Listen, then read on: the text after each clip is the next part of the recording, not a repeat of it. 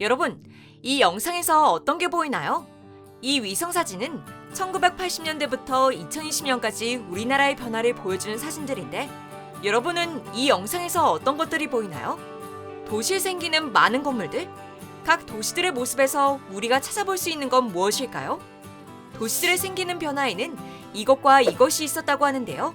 바로 도로와 철도 같은 교통망의 확대, 도로가 생기면서 인구가 이동하고 이동한 인구를 중심으로 도시권이 형성되면서 그 모습이 변화가 생긴 건데요. 궁금한 것이 많은 여러분을 위한 국박스. 오늘은 도시의 변화에 대해서 한번 알아보도록 할까요? 오늘의 국박스 시작합니다.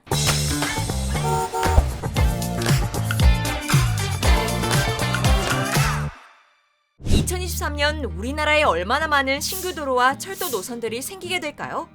총 23개의 고속도로 및 국도를 개통, 민자고속도로의 확충을 계획하고 있는데요. 남북과 동서를 관통하는 격자형 도로망 구축을 위해서는 아산과 천안에 있는 고속도로와 청도와 밀양에 있는 국도를 적기에 개통하고 영월 삼척 고속도로는 예타를 추진할 계획, 대도시 중심의 방사형 순환망 도로 완성을 위해 상패 청산국도와 포천 화도 및 화도 양평 고속도로를 연내 개통할 예정이며 아울러 오산 용인, 서창 김포 등의 민자도로 또한 조속한 착공을 위해 적극적으로 노력할 계획이라고 합니다. 이러한 도로의 개통을 통해 격자형과 방사형 순환국가 간선도로망을 구축하도록 추진하려고 한다는데요. 철도의 경우는 어떨까요? 광역철도로는 부산에서 양산을 지나 울산을 지나는 노선, 광주와 나주에 있는 구간, 대구 경북 광역철도, 대전과 세종, 그리고 충북에 있는 구간, 마지막으로 용문에서 홍천에 있는 등 5개의 구간에 대해 예비 타당성 조사를 추진하고 수서발 고속열차에서 출발하여 밀양과 광주에 있는 경전, 전라, 동해선 등으로 확대 운행할 계획이라고 합니다. 또한 GTX 연장과 신설 등 국정과제가 적게 이행될 수 있도록 하여 더 촘촘한 철도망을 구축하는 데 목표를 세우고 있다고 하는데요. 또한 도로와 철도는 지하화를 통해 국토를 더욱더 효율적으로 활용할 수 있는 방안을 검토하고 있습니다. 공항의 경우 가덕도 신공항, 대구 경북, 제주 2 신공항 등의 프로젝트가 차질 없이 추진될 수 있도록 하고 울릉, 백령, 새만금, 흑산, 서산공항 등 신공항 8대 프로젝트를 진행하겠다고 합니다. 또한 지역의 수요를 고려하여 지방에서 출발하는 국제 노선을 신규로 발굴하고 공항의 운영과 건설에 지자체가 참여 확대 방안을 마련하겠다는데요. 이러한 변화들로 우리에게 더 편리한 교통편이 제공될 수 있을 것 같은데요. 그렇다면 이렇게 교통이 편리해지면 도시에 어떤 변화를 가져오는 걸까요?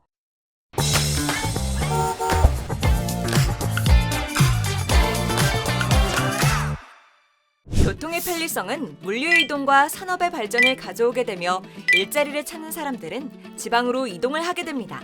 지방으로 이동하는 사람들에게 필요한 것은 각자 살 수 있는 집이 필요로 하게 되고 주택의 수요가 올라가게 되는데요. 이렇게 주택이 많이 필요해질수록 땅을 다양하게 활용할 수 있어야 하겠죠? 하지만 우리나라에서 부동산을 제한적으로 사용하도록 지정한 장치가 있는데요. 이것이 바로 그린벨트. 도시가 무질서하게 확산되는 것을 방지하고 도시 주변의 자연환경을 보존하기 위해 도시의 개발을 제한하는 의미에서 바로 이 개발제한구역으로 지정하였습니다. 그린벨트 자체의 장점도 물론 있지만 교통인프라에 제한을 두거나 멀쩡한 평지나 역세권을 두고 그린벨트로 인해 상기슭 등의 아파트 단지가 올라가는 기형적인 개발 양상이 생기기도 합니다. 이러한 현상을 막고 대한민국의 땅이 고르게 균형적으로 발전하기 위해서는 어떤 조치가 필요할까요? 국토교통부는 지난 1월 3일 업무보고를 통하여 지역 균형 발전 방안에 대해 발표하였습니다. 지역의 고른 발전을 위해 기존 비수도권 지자체의 그린벨트 해제 권한이 30만 제곱미터에서 100만 제곱미터로 변경하고 반도체, 방산, 원전 산업과 같은 국가적 중요 전략 사업을 추진할 시에는 그린벨트 해제 총량에서 제외할 예정이라고 합니다. 하지만 무조건 그린벨트를 해제하겠다는 입장은 아닌데요. 그린벨트 내 환경호수 지역 등은 보전 필요 지역으로 철저히 관리를 하는 한편 해제 절차 전에는 필수적으로 지자체 사전 컨설팅 제도를 강화하여 꼭 필요한 토지에 대한 그린벨트 해제를 진행하겠다고 하니 기존의 그린벨트의 취지를 해치지 않으면서 국토가 발전하여 우리나라가 가진 국토를 입체적으로 잘 활용할 수 있도록 하는 방안이라고 할 수 있을 것 같은데요. 이 외에 지역이 발전할 수 있는 방안들은 또 어떤 것들이 있을까요?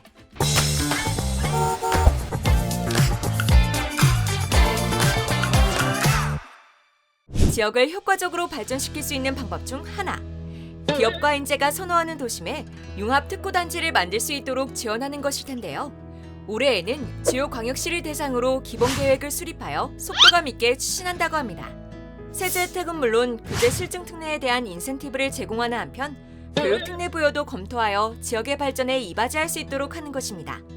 또 다른 방안으로는 국가에서 중요하게 생각하는 미래 첨단 전략 산업 분야인 소형 모듈 원전, 원자력 수소 생산, 나노 반도체, 우주 발사체와 같은 산업들이 지역에서 육성될 수 있도록 국가적 차원에서 R&D 지원, 규제 자유특구 선정 등을 병행하는 한편 이와 같은 국가산업단지가 조성되는 데 걸리는 시간 또한 단축될 수 있도록 전담 지원팀을 구성하여 돕겠다고 합니다.